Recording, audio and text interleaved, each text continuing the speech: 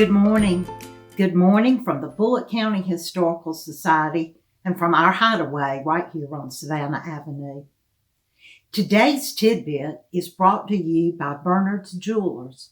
Certainly I own a piece of this business by now. Honey Catering, which one of my favorite cousins owns, and Caldwell Banker, Connor Realty. Many thanks to these fine corporate sponsors.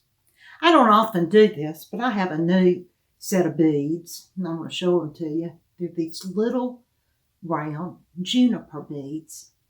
This set is called Ghost Beads, and I bought these on the Navajo Reservation in Arizona. Bill and I were out visiting national parks. I just love these. They're said to scare away or put aside evil spirits. Aren't they delightful? In the early days of the automobile, which would have been in the early 1900s, every motor trip was an adventure. There were no garages nor filling stations. It was the time that a blacksmith could become a mechanic overnight. Roads were poor and unmarked, and road maps had not even been thought of. In rural Georgia, roads had deep ruts through stretches of sand and winding trails through wiregrass, which hid many a stump. Only the deepest of streams had a bridge. How these old cars got anywhere under such conditions is amazing, but they did. They did have big brass headlights that were more ornamental than practical, and windshields were non-existent. Tires were thin and of the clincher type. Car manufacturers needed something to promote this new invention, and the need for speed was born. The thousands of spectators attending races was the dream of the early automobile marketing advertisers.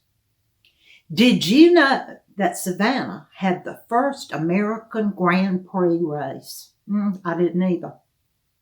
In fact, for 4 years in the early 20th century, Savannah was the center of automobile racing. Let's study this.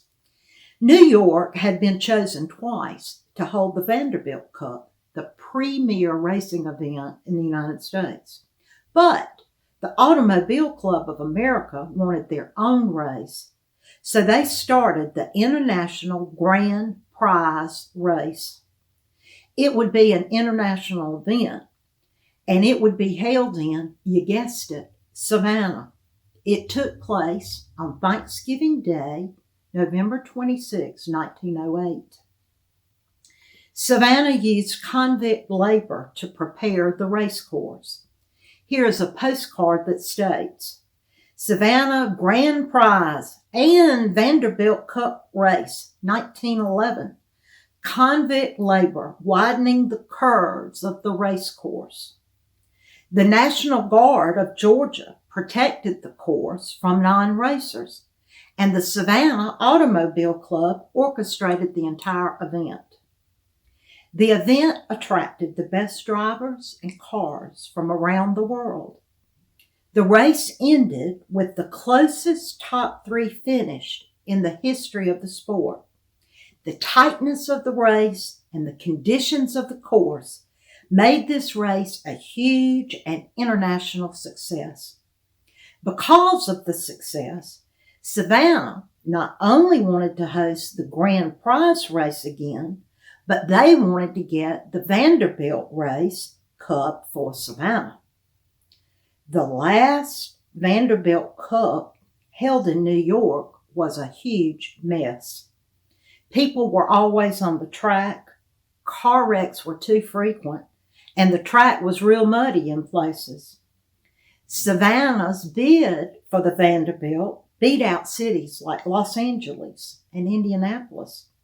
Savannah began to work on the details of the races, such as expanding the grandstands, working on transportation to the event, and perfecting the race course. The greatest field of drivers from around the world assembled to participate in these two events. The races were met with great accolades. While the races were held in Savannah, many traditions began. In Savannah, they were the first race to have champagne poured over the winner's head. They were the first race to begin and end with a gunshot, emulating horse racing. And they were the first race in America to be patrolled by the militia. Here is a map for the American Grand Prize race held in 1908.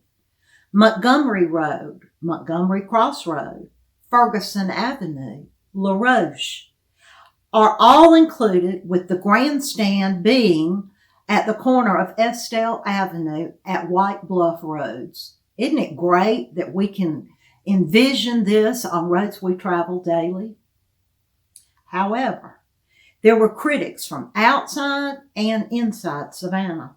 Some said it was a big mistake to hold both the Grand Prize and the Vanderbilt Cup at the same location so close together.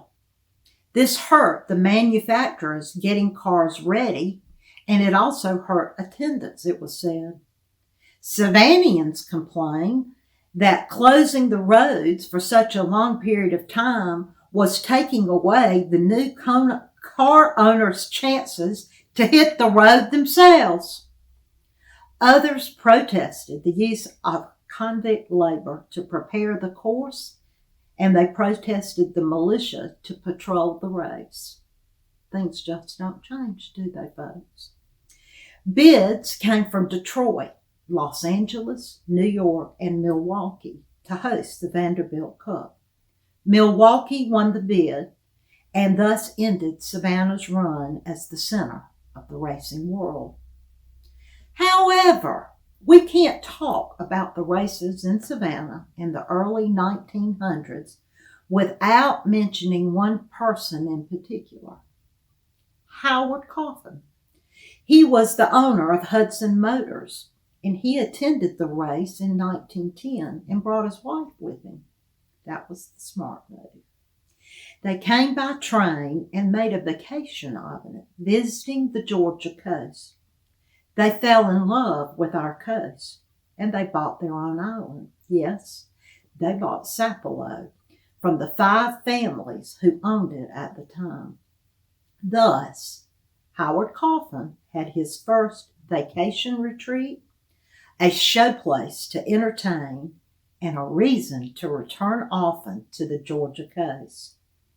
More on the Howard Coffin story with tidbits on St. Simon's and Sea Island, Georgia.